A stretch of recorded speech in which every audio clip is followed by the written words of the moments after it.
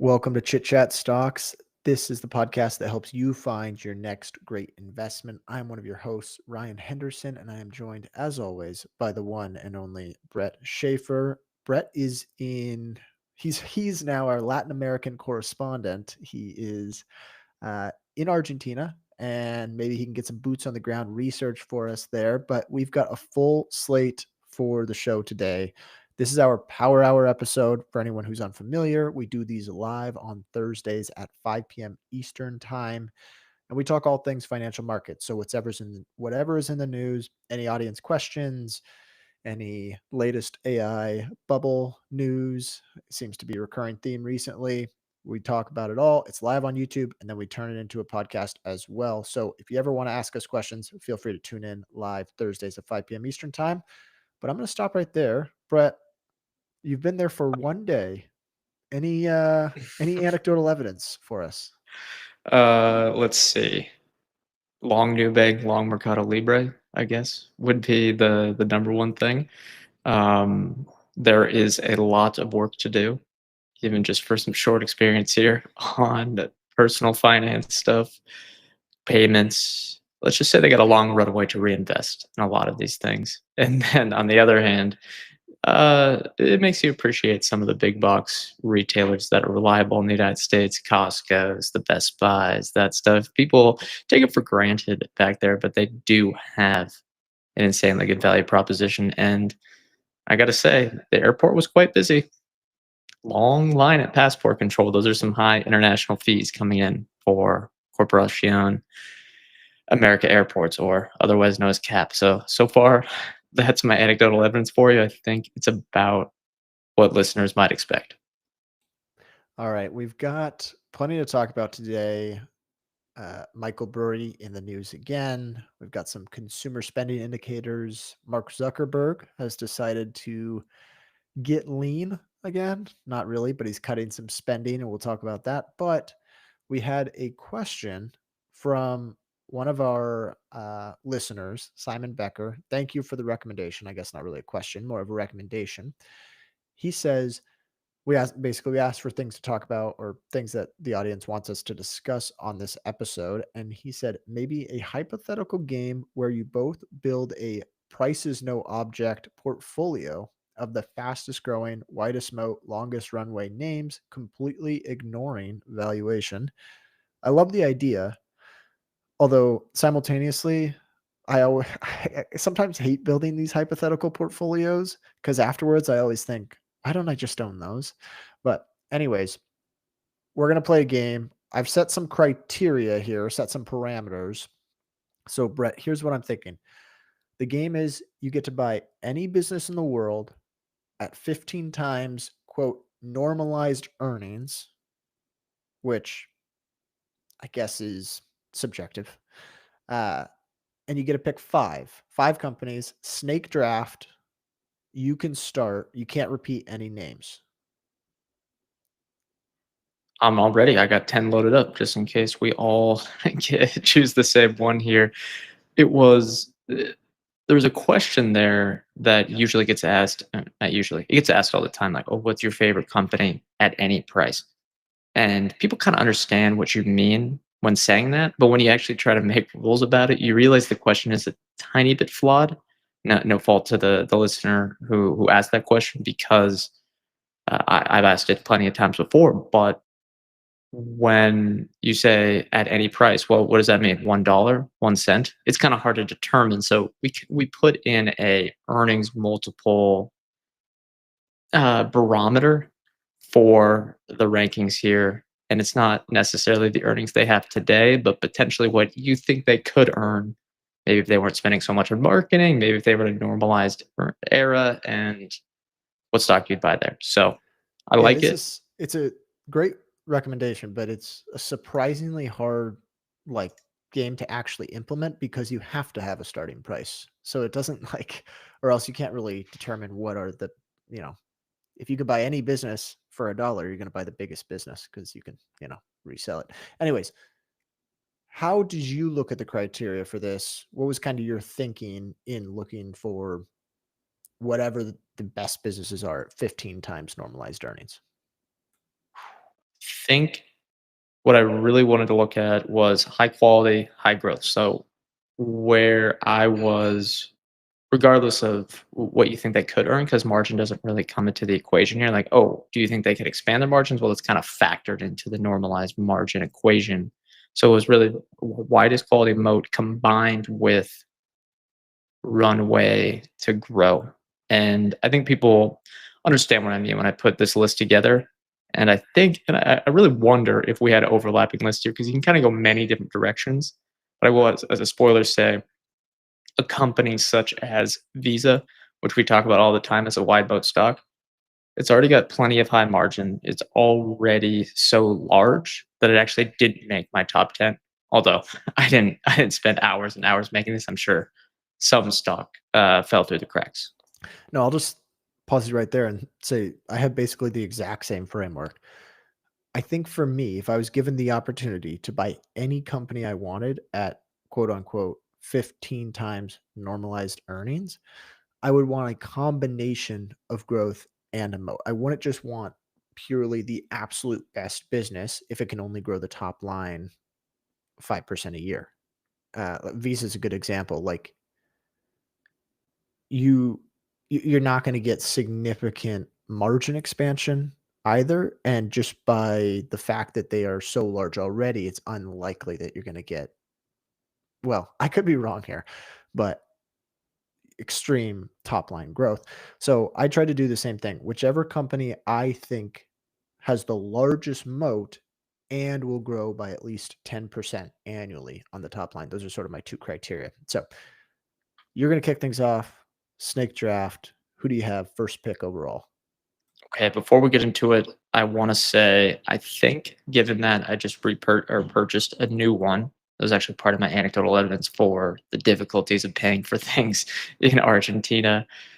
I got a new mic, and I know we had trouble the last few episodes, so apologies for that. But let us know if it's still not fixed. I think the audio is going to be significantly better now, and when we have both two good mics, two good internet connections, hopefully from here on out, we'll be all good. First one here. This is one I own. I try to put one that I actually own first on the list because if you don't own one of your favorite stocks on one of these criteria, what are you doing? It's Interactive Brokers. It's currently trading at I think 35 to 40 times normalized earnings, and they actually might be over earning a bit at the moment. But if we go to say bring that down a little bit for a non-extreme bull market that's getting them to have a little higher trading volumes, 15 times earnings for a company that has just keeps growing its users, some highly valuable users, by the way, at 20, 30, 40% year over year with a long runway to reinvest. I believe they have about 4 million active accounts right now. And if you look at the amount of brokerage accounts around the world, there's probably 100 million, 200 million, something like that. And if you can keep expanding that, and if you look at it, the amount of people that invest, especially with mobile internet taking off, all that good stuff, there's probably going to be a growing amount of people that have brokerage accounts over the next 10, 20 years. So they can take a ton of market share. They still don't have that much assets under management. I think this is my number one pick by far, given the fact that I'm very, very confident in their growth characteristics over the next 10 years. I will say that was on my list as well. All right. That's why we make backups. Yeah, I guess the only hiccup I had was that I don't expect a ton of margin expansion. So my guess would be you're basically getting a similar earnings growth to top line growth. But you could get buybacks in there as well, potentially at different prices. But yeah, I think 15 times earnings, it has all the characteristics of a high quality business and probably has one of the largest reinvestment runways of the companies on my list. I've got two companies back to back here. And this first one, I've got a feeling is going to be a little controversial. I'm going with Airbnb. It to me, I think it has a very wide moat. And actually, I don't think a lot of people dispute that. Like some people don't like the customer experience or they question its ability to grow, and those are valid concerns, but I don't think a lot of people question the moat because in North America, the majority of their listings are not dual listings. This is, I think, in North America, you could truly call this a monopoly because they have such a unique supply that is very much unique to them. So that to me, I deem it high quality. The question would be, is this going to be able to grow more than 10% on the top line for the foreseeable future? And I think that is possible. I think there'll hopefully be a reacceleration in North America. Uh, there's been a little bit of a decline in the growth rate here as the market has matured, and they've also reduced the average daily rate, but I suspect the average daily rate won't go down forever. So Airbnb is up there for me. It's number one. I think it's high quality. I think there's a large reinvestment runway, especially internationally, for them to go out and get more and more listings in these other markets, Asia, Europe, Latin America as well. I guess Brett, you've got maybe got some Airbnb anecdotal evidence internationally down there. That's true. Any thoughts? I'm a customer. I guess it's a good product. I'm helping with that GPV growth. I like the pick. I do own the stock, so it is one of my largest holdings. One thing I think people forget about with Airbnb and businesses that are take rate businesses such as, American Express, Airbnb, Uber, stuff like that, is that they are permanently, if the business model doesn't change, inflation protected. And my question with Airbnb for you, Ryan, is do you own the stock? And if so, why not? Or if no, I why do. not? I do own shares. All right. Beautiful. I think it's in my top 5 largest positions. So, uh, and that's happened as of late. I guess I should say I have been a buyer. Um, What do you think the historical track record is of when both of us buy stocks? I'm Because concerned that sometimes it's it's really gone bad. well. I know, Concerned I that it's know. not as good as I would have hoped. I And had part someone of ask us about Harbor Diversified today. That one ended up well, but there's been some other ones that have done fine. Nelnet, Coupon, at least when we were buying. yeah, I think the issue is that we talk to each other about this stuff all the time, so we just convince each other. But let's go with my next one here. Uh, it's not I guess I don't have these in any particular order. Actually, you know what? I think you won't guess this one, so I'm gonna move this one lower. Next one for me is Coupang. I think it's a large reinvestment runway. They're having a lot of success beyond South Korea. For anyone that doesn't know, Coupang is the leading e-commerce provider in South Korea, and they have a significant chunk of the population using them basically monthly, if not daily, for a lot of their customers. And it's vertically integrated, much in the same way as Amazon, where they have their own fulfillment, their own trucks, their own delivery employees. It's a much more densely populated country, so the delivery times are really impressive. You can order stuff before midnight and it gets there before 7 a.m. So I really like the business model. And it's one of those where you see like it's not a TAM company. I see this all the time where like people constantly talk about the TAM. South Korea's population has decreased, if I'm not mistaken, in recent years, and It's they going to get cut are in half over the next 50 years. Yeah. Yeah. It's going to be a slight headwind. and they are still growing the top line in Korea at a healthy clip because they're delivering more and more value to their customers over time, and they're continuing to take wallet share. They have of all the Amazon of blank companies that have tried to copy that model, Coupang is the most direct comparison where it has very much employed the same what's the, Nick Sleep saying? Opport Scaled economy A shared. scaled economy shared where they are There needs to passing be on the some cost savings.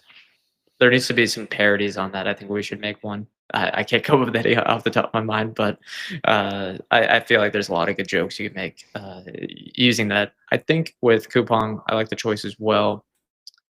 One thing they I think doubled something like that in Korean won their subscription fee for their Prime like subscription. They call it something else, but think of it like their Prime free delivery network.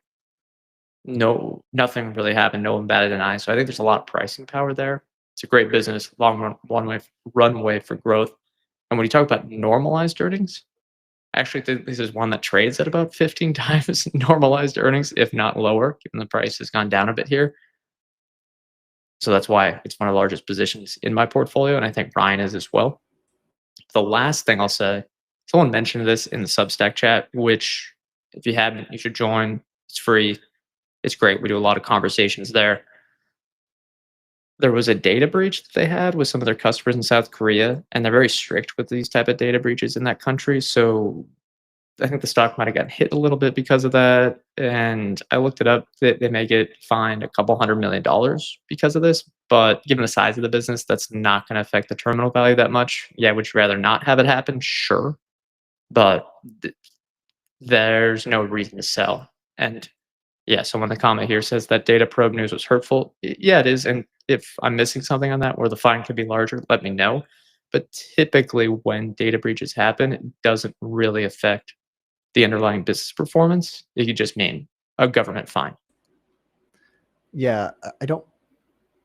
I actually didn't see that, so I should look into it. But it's pretty rare from what I have seen, and this is actually flawed thinking, but you see it all the time where people overlook these things so easily because businesses are consistently analyzed on future earnings, and you just one time everything. Like this is a one time expense. Like remember when This Meta this one had. probably is. This one probably is. Meta and Alphabet, they get fines every year, so maybe you should include a couple, $3 to $5 billion for that each year. But I agree with you. It generally is one time, and when you look at something like, okay, maybe a marketing blunder where people say they're going to boycott a certain brand. Almost every time it doesn't happen, where it's like Bud Light or Anheuser-Busch, but there's the one time it can happen and hurt the business. Maybe that is what's happening with Coupon, but as of now, I'm not too worried. Yeah. All right. That's my, I guess, second and third pick of the draft here. The total second and third pick, my first two. Brett, you've got two picks back to back here. What are you going with?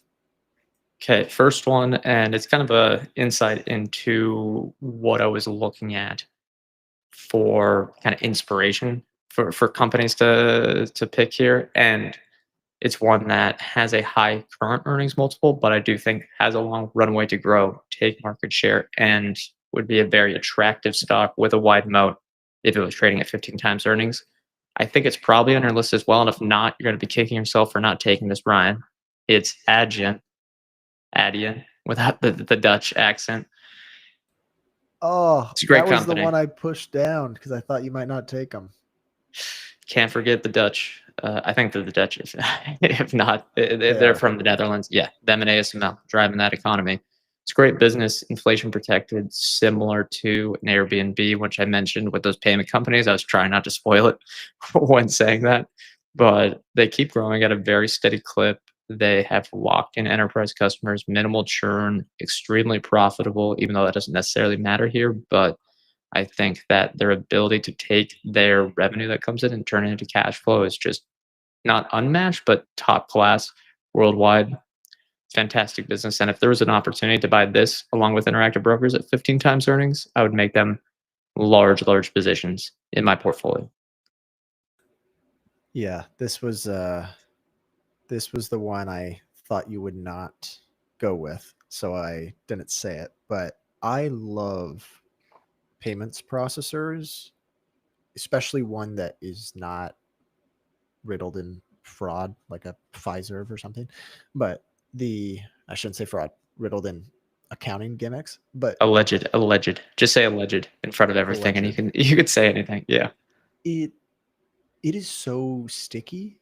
Like it is such a pain to switch payments processors once you've scaled a business on an online payments processor. Like I would, I like Stripe too. I really like Stripe as far as the product goes. And I just keep thinking, because I deal with this on a regular basis for my day job, it would be so cumbersome to try to switch because there's so much data on there. There's so much that you rely on for those payments processors.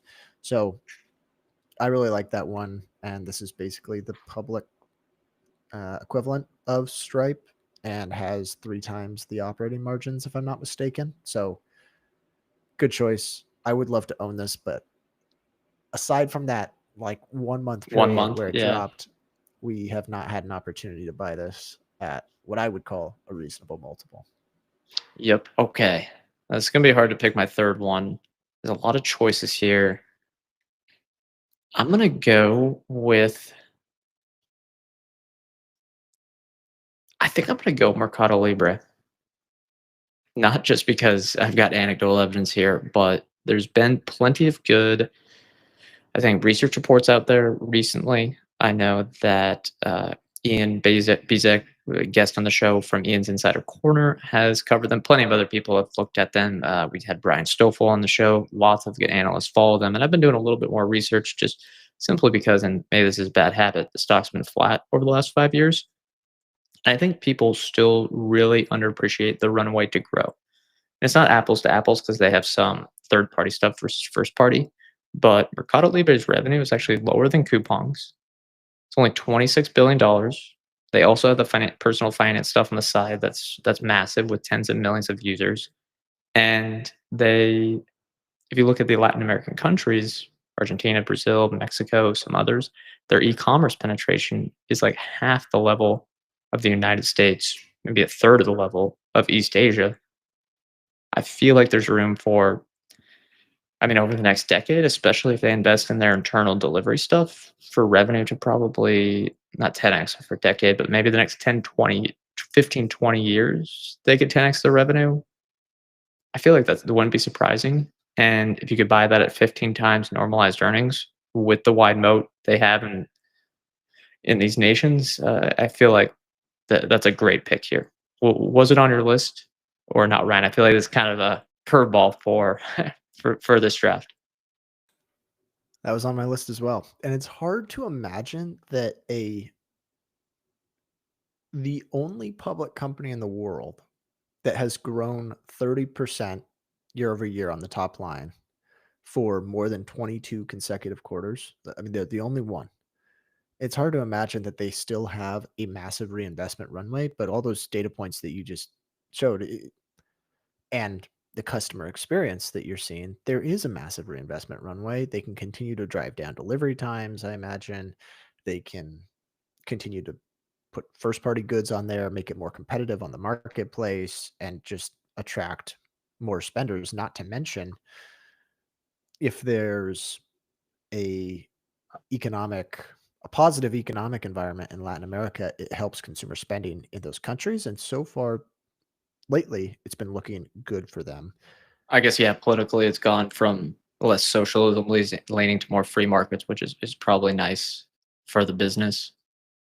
All right, Ryan, what do you got for your, what is this, third and fourth? Fourth, yeah, third and fourth picks. Yeah, I'm a little worried because you Stole did two of take them. 2 of mine, and I did not put 10 on here, so I was playing it a little dangerous. I think I'm going to go with Taiwan Semiconductor. This is a little heavier on the moat side, maybe a little lighter on the potential top line growth side, No, although just not if normalize earnings to X out the AI bubble, right? Then you're safe. that's the only thing that kept me, like, from saying this number 1 overall because It's a big business. it's huge. If they fulfill what management expects, which I believe they said 40% annual growth rate for their high performance chips business. If that happens over the next 5 years, uh, this will work out. And the moat is massive. So I do think if you can get this at 15 times normalized, which that's the big question is basically is normalized earnings higher or lower? That's kind of my concern than the current earnings. I would be buying it. I worry that there's some over we're in a period where there's a lot of spending from customers. I don't think that would come to a grinding halt because chips will continue to be needed and they at the worst, unless I'm misimagining this, like they're still going to have the lower end chip demand on a regular basis, even if GPU demand isn't quite as high. Now, I know high Sure. I performance mean, units has helped margins quite a bit, but it they are still, from everything you hear, capacity constrained. So my only concern would be that they invest in all these facilities abroad in the US and I think they're Japan, putting Europe, yeah. yeah, Japan as Maybe well. maybe Europe, maybe Europe.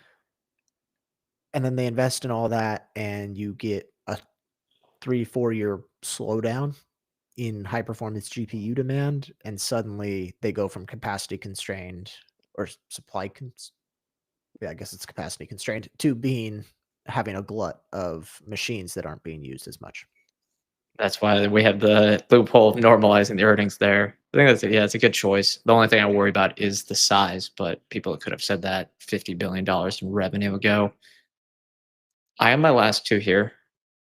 I'm gonna maybe put in my 2 honorable Wait, mentions, or I wanna did you already I got one you have one more, more? right? Yeah, I've what are done what? your Airbnb, Adyen no, I did not do Adyen, I did Airbnb, Coupang, Taiwan Semiconductor. okay, so you have your I thought I I got one was more. not listening. Yeah, one more for you, then I go. So I'm a little hung up between 2. I really like American Express. I wanted one of the card networks because I think they're very good business models, and I think it's a wide moat. And I think if you're looking at all 3 of the card networks, Mastercard, Visa, and American Express, sorry, Discovery, I'm not including you. Capital I One now. would I I would think that American Express has the highest growth rate over those 3 over the next 5 years. So, I'm gonna go with American Express, but my honorable mention here, and I'm curious your take because they're kind of in the news right now. Would you buy Netflix at 15 times normalized earnings? Mhm. I saw Tyler put one of the Tylers put it in the chat.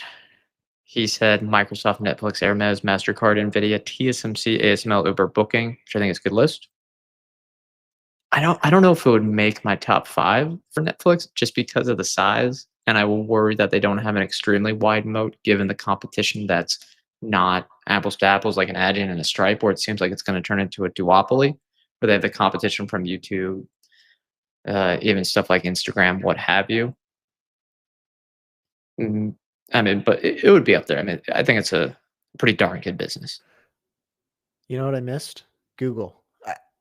I would buy Google at 15 times normalized earnings, and it would be Eh, ahead of me for American Express. yeah, I like your pick though. It's more inflation protected. I do think that's underrated over the long term. Maybe I'm just turning into a a macro bear here, but inflation could be persistent. It has been sneakily persistent since it kind of came off that 8%, 9% but boom. Well, let me go through mine. So we got other topics here. We don't want to take up the whole episode. I have 2 here. I'm not gonna explain them, but I have my honorable mentions. I have the 2 luxury giants, Hermes, Ferrari. I think those are permanent growers. I have Autodesk, I had TSMC, and I had ASML.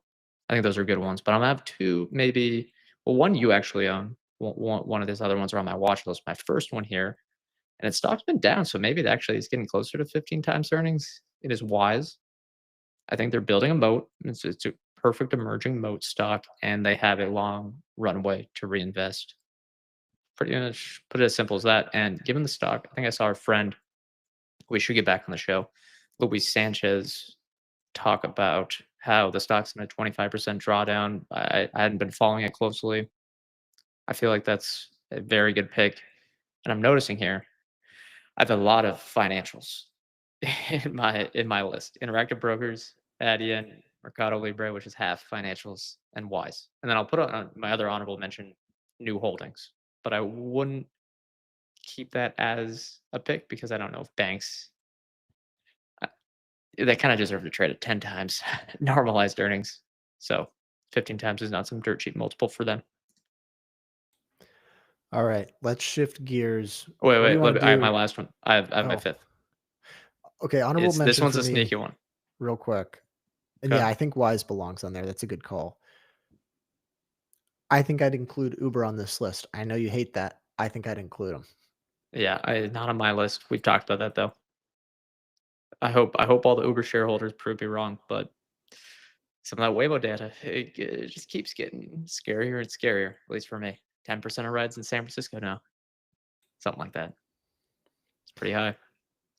Yeah. All All right, right. my last one. This is one we covered this year. This is one where is the moat super wide today? No, but I think it is wider than people think, just because it's a small cap. But they have a very, very long runway to grow with, I think, no competition.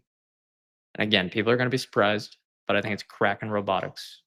If you could buy that at 15 times normalized earnings, the amount of basically booked runway for earnings growth, where I think they can grow revenue 5, 6, maybe even 10x in a short while.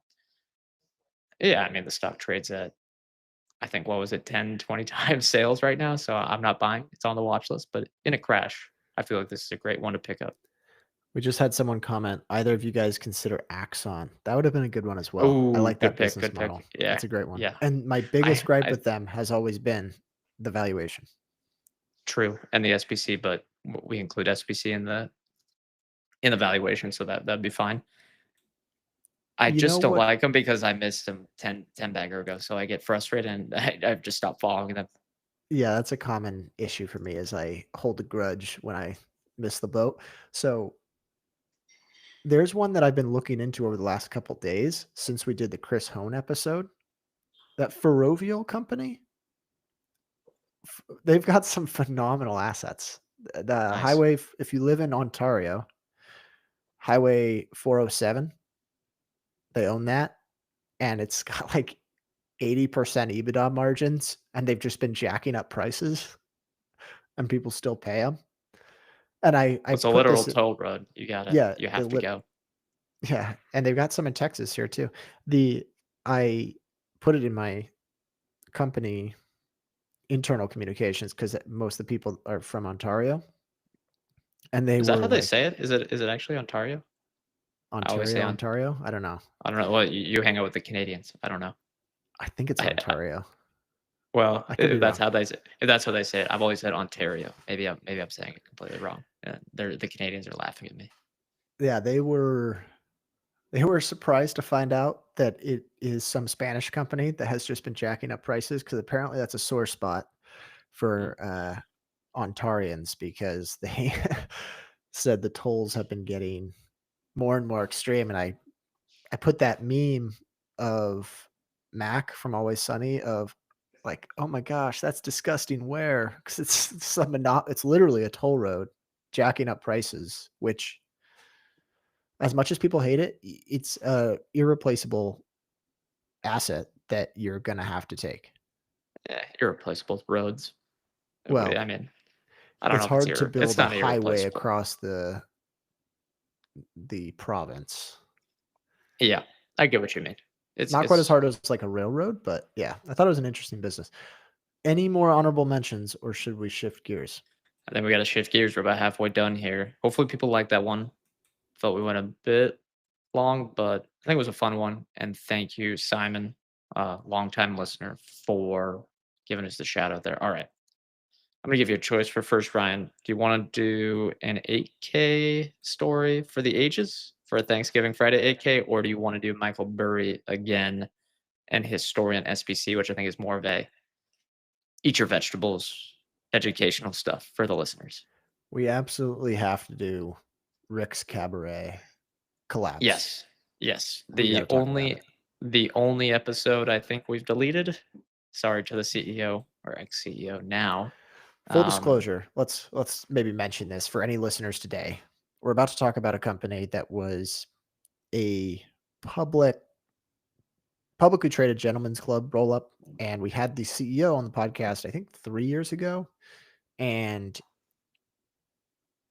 honestly there was a pitch to be had. A lot of value investors were actually liked the pitch because it's a sin stock and there was sort of a repurchase story. oh, And multiple.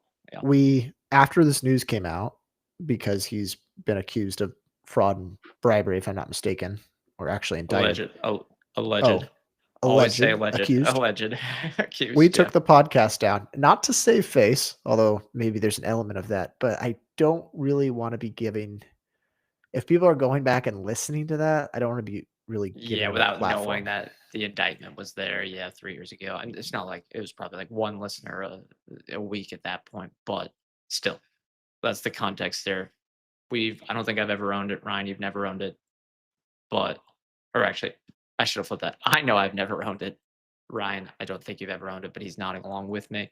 Ticker is Rick, and I guess we're bearing the lead here. It has had quite the interesting last few months.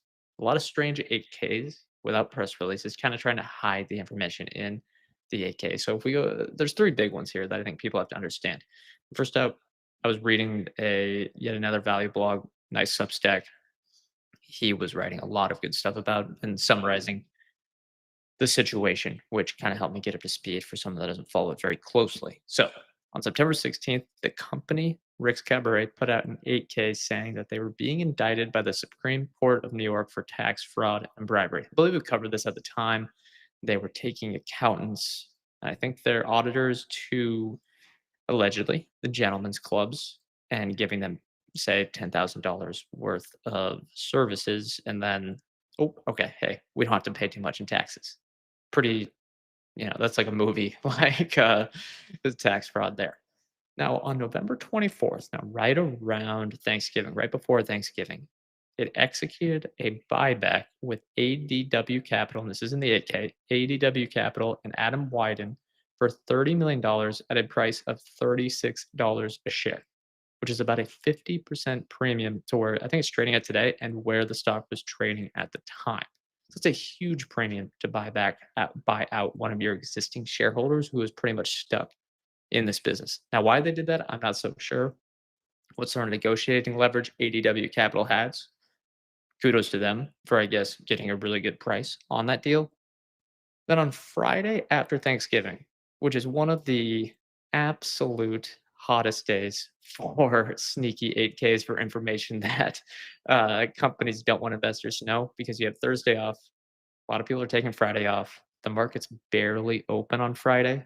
So if you found an 8K, it might totally go under the radar. And they filed an 8K on the Friday after Thanksgiving saying that the CEO and CFO had resigned effective immediately earlier that week. My only question for you, Ryan, is are you buying the dip on the stock that's down about 80% from all time highs?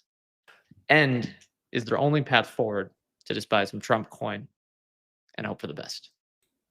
Absolutely. Well, so that does seem like the plausible path at this point. Like if everything else goes to shambles, you just basically become a crypto. It You it pivot might to crypto. honestly it might honestly be a buy if they buy Trump coin. I'm not joking. Like that You're come not on. allowed to say that. I don't. I refuse. Even if even if you're right I have and it no makes insider money, information on that. I'm just but saying, no, no, given the no. historical My morals tell me like I not to can't buy. make money that way. So Mm, you have more morals than me. this thing re this thing reeks obviously of fraud now. Um, the I mean, it is a gentleman's club business, so there was always kind of the hint of wrongdoing going on. It's the type of business that can lead to that. Yeah. This Adam Wyden guy, I saw a lot of people. First of all, I have red flags galore with Adam Wyden. It's like I've seen a lot of stuff historically where it's just kind of it was hard to get around, like publicly shamed his dad one time. It was just a very weird thing. His dad, I believe, is a senator. Sitting senator of Oregon. Yeah. It's quite the story. Honestly, this could be a movie. Yeah, people are talking about like political corruption as well. Once again, all of this alleged. I should say Yeah. that. We know nothing. Or no, yeah. Am I buying shares? Absolutely not, because there is just you could make money, but there's got to be easier places to make money than this. Like this is if you're right, you're betting on a lot of things not being true. A lot of I mean, the CEO and CFO resigning, like, come on. They I read somewhere that they're not even sure if the CEO can remove himself entirely because he personally guarantees the company's debts. Yeah. And do you want to hear the worst part about it? The CEO is resigning. and his pay isn't changing. Isn't Oh, that just come on. hilarious? Yeah, yeah. Tax loss harvesting season. Yeah. Just not everything's going to be a winner. I know some smart people that were in that, and it's unfortunate it turned out that way. It happens. Okay, where should we go for next? Michael Burry? Yeah, I promised the listeners we're not just going to be a Michael Burry Substack summary show, although we are giving you maybe some insights as it is a paid Substack. And I promised not to do this for 20 minutes every episode. We did 2 in a row, and I actually realized I put him in the title twice. The show's got listens, so I kind of feel like he's a good SEO target, but we're not going to do that every time, just so you know. All right. His latest one, his latest article from last week was right up my alley. Ryan knows I'm a stock-based compensation. Would you call me a stock-based compensation hater? I think hater is a fair word. Yeah, I think so as well. I'm trying to think of a better description. Maybe a SBC. No, hater is Doubter? probably the best word. Downer. I Yeah. think so. I think so. You understand that it has its place. Yeah, of course. But as Burry articulated much better than I ever have, the true dilution value of SBC and the true expense of SBC is understated with GAAP accounting, especially if you have a winning stock, which is if anyone says, well, the stock has to go up by a ton if SBC is going to be a terrible expense on your investment. I would say, well, what are you buying it for? Because you think it's going to go up by 10x, right? So Burry wrote about this. He goes into a lot more detail than I am on this call, but he says that SBC needs to take into account either one in your DCF, discounted cash flow, setting up a perpetually setting aside capital to offset dilution, which is essentially saying we're going to buy back an X amount of stock every year using the cash flow in our discounted cash flow model in perpetuity to make sure the share count doesn't go up. Or this is what I like to do, accounting for the SBC by issuing new shares each year in your DCF at a certain rate, 1%, 2%, 3%, what have you. Just peg a rate out there. This is what I think to simplify things people should do and just peg what the share count will rise at as a form of your SBC. Now, I kind of like when you can peg a discount in the shares, which is where your cash flow is going. That's why we like share buybacks. That's why we like share buybacks that for companies that are heavily reducing their shares outstanding. And I think he had some good quotes here. Well, actually, let me look at this first one, skipping down the list. He said, take two identical companies, company A, company B, they're growing at the same rate, and you discount them at the same rate in your DCF, 10% a year. Company A pays employees all in cash. Company B uses SBC and it dilutes owners at a rate of 1% annually. This is only 1%. Mind you, there are companies, some I own, like Remitly, that can go 5%, 6%, even 10%. Now, using a DCF, again, this is assuming all else equal. Company a fair multiple for them is 20 times earnings, but only 1% dilution a year. Company B is worth 16.4 times. Think about that. I think that's just so understated. You just go, oh, this was 1% a year. Who cares? Yeah. Yeah, it's a good illustration of it. Anything else that he added here? I see some quotes for you.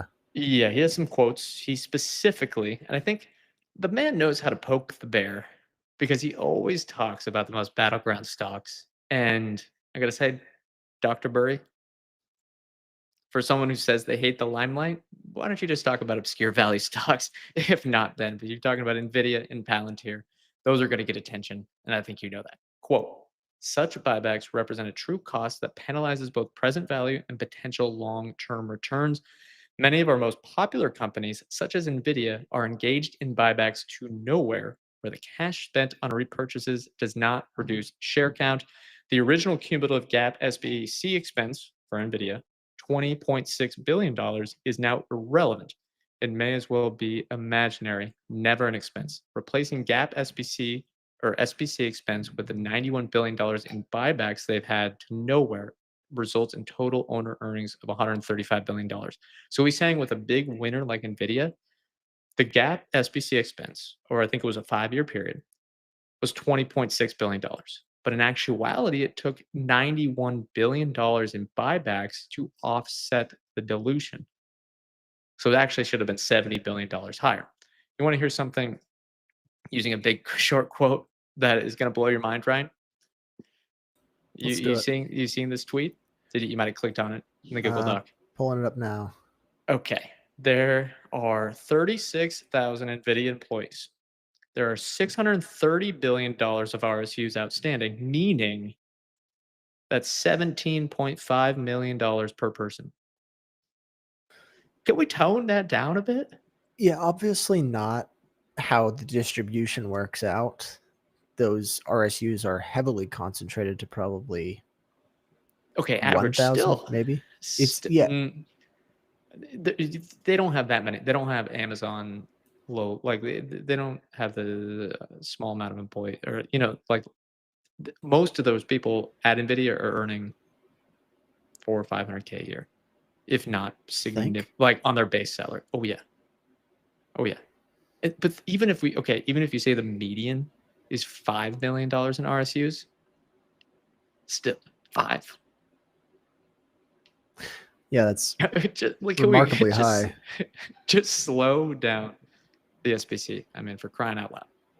I mean, it's got to be heavily concentrated to people that were there. The value of Early, those yeah. RSUs, people that were there 5 years ago, right?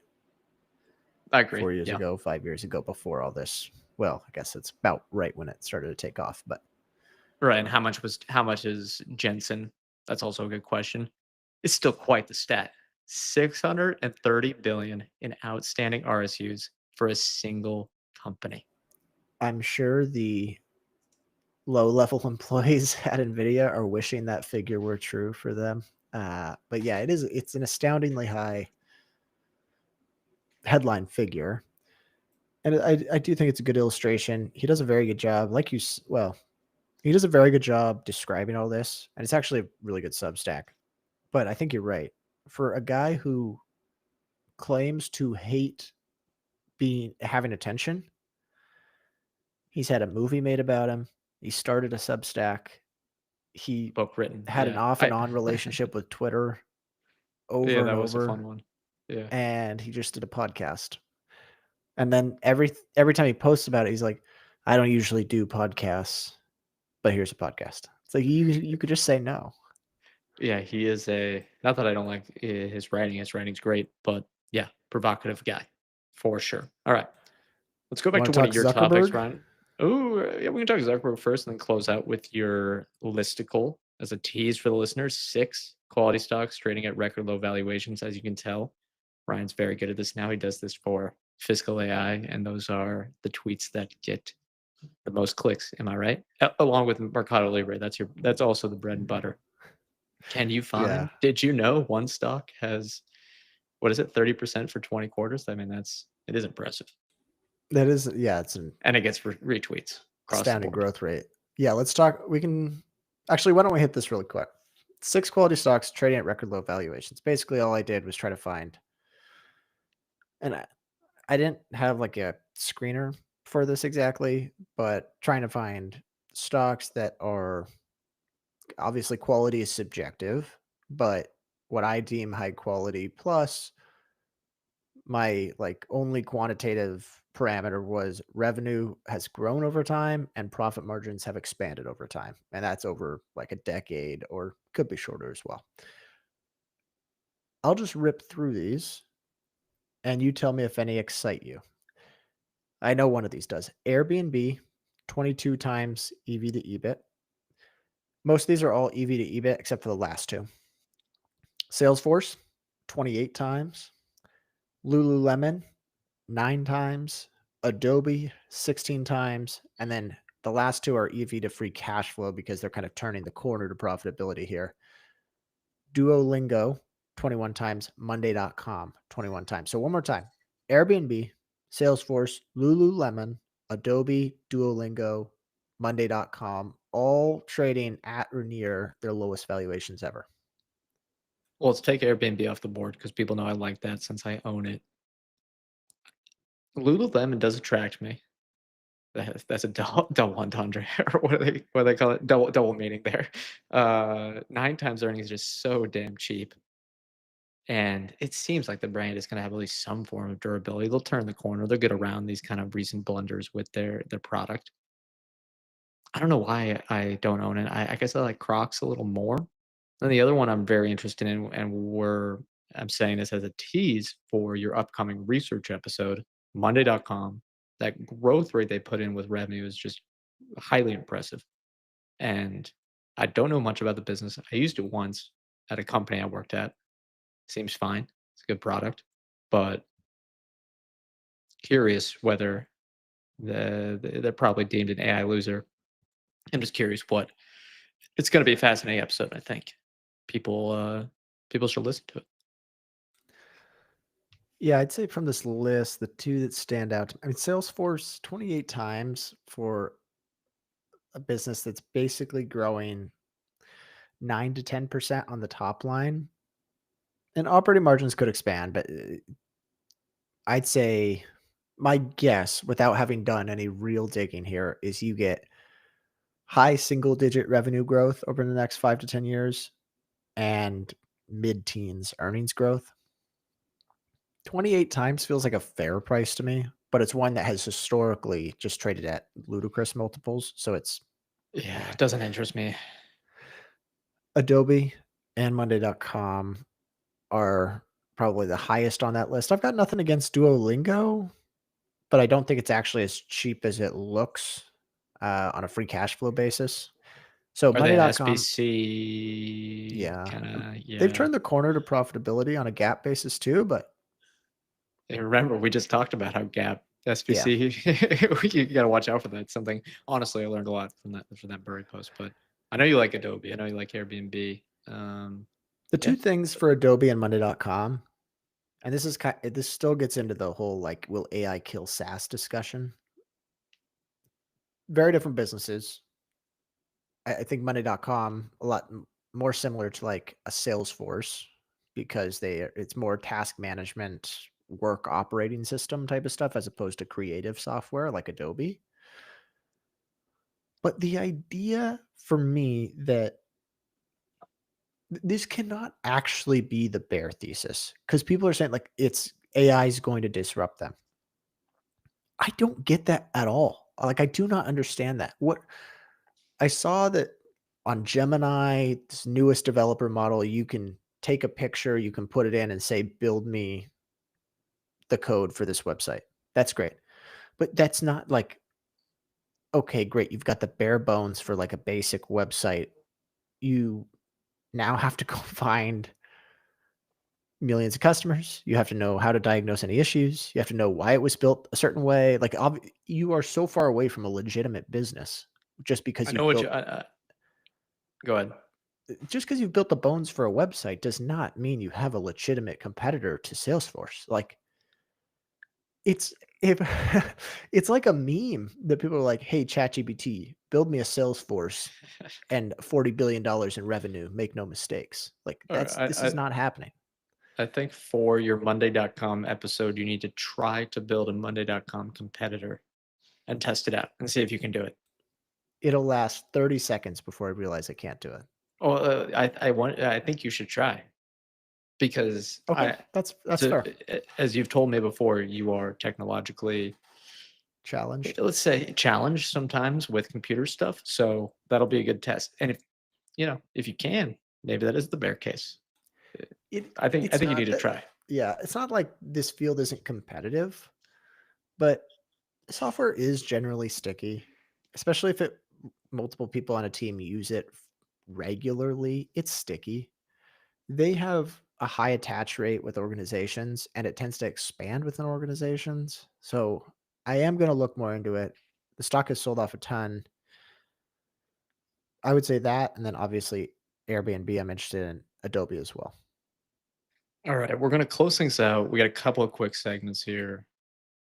First, I need to mention Bubble Watch, which is really turning into Sam Altman Red Flag Watch every week. There was reports that Altman is apparently trying to take a controlling stake in a rocket launch company. I assumed it was going to be Rocket Lab, but it's some random company that I know this industry fairly well, isn't doing anything. He wants to build a competitor to SpaceX. You really, listeners know I don't love Elon much at all, but are you really going to try to do this out of your spite and your spat with Elon? I don't get it.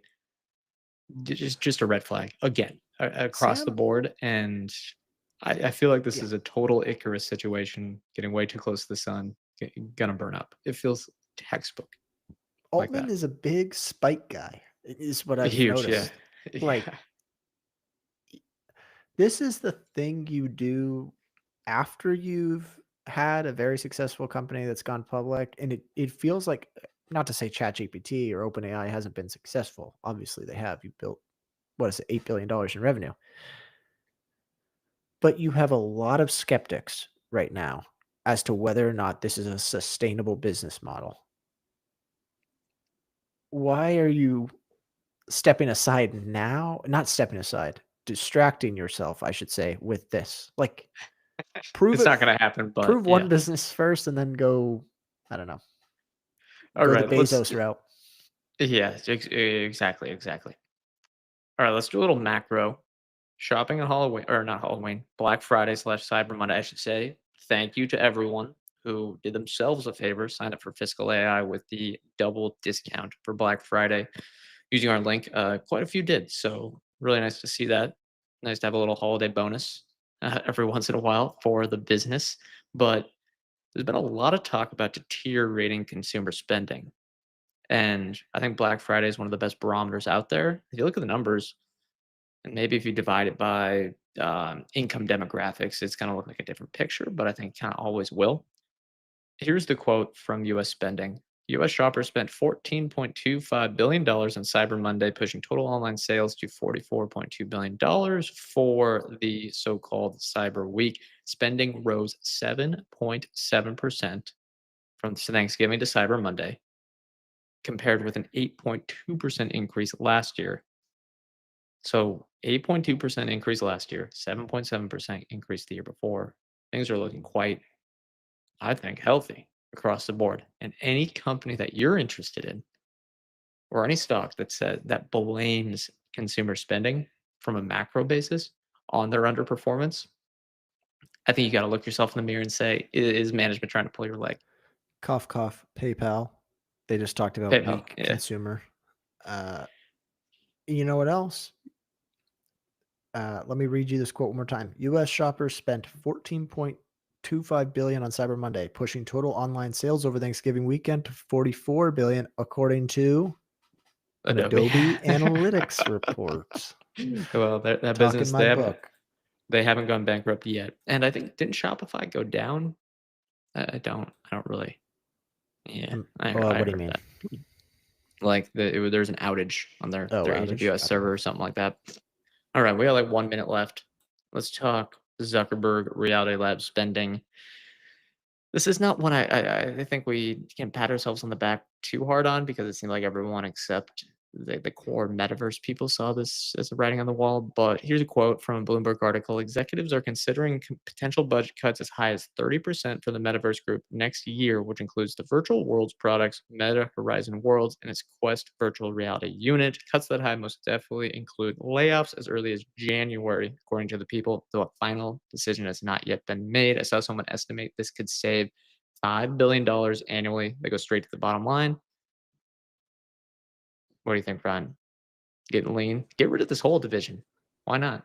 I saw, yeah, I saw, I think an expert network transcript from like a year ago where they're like, this is the big year. If we don't figure it out with Reality Labs and the metaverse, they're going to cut spending. Is like, it was like So an yeah, employee or something. So so this they're is, going the to writing cut was on the spending. wall. Yeah. And it's weird to me that maybe they're just waiting for an actual prove it from Zuckerberg, but I don't know Maybe. if anyone toys with Wall Street better than Mark Zuckerberg. Like, Yeah, I know. Here's we're the thing, going though. for a spending boom. We don't like I, that. All right. I, Well, we'll I, cut it.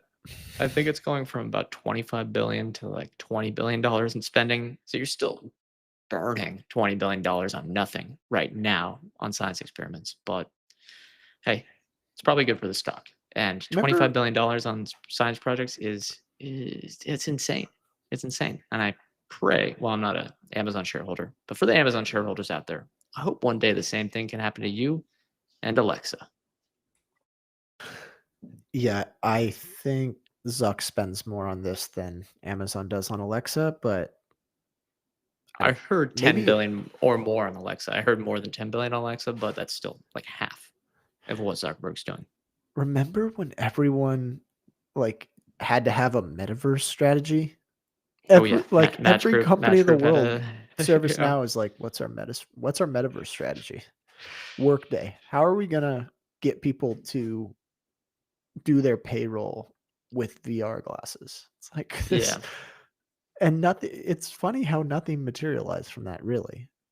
I mean, that's has true. anything changed? Like, maybe more games have No, been created? no, no. AI is clearly actually something, even though there's probably a little bit of that mixed in. But we're going over in time here. Got to get out of here. Let's get the disclosure and get out of here. We're not financial advisors. Anything we say on the show is not formal advice or recommendation. Ryan, I, or any podcast guest may hold securities discussed in this podcast, may have held them in the past, and may buy, sell, or hold them in the future. Let us know again if we have any audio problems, but I hope we got them fixed. If you want to check out the Emerging Moats newsletter, please do that. Link is in the show notes. Have something coming out on Crocs the same day this episode comes out. So please give that a read if you are willing. Sign up for that newsletter. It is free to sign up, but the paid service will have the Crocs write up. And I think that's it. Episodes coming out with the Basic Capital founder, which I thought was a fantastic interview. Episodes coming out with Ryan's research report, and a lot of fun end of the year stuff around the holiday season. Thank you everyone for tuning in.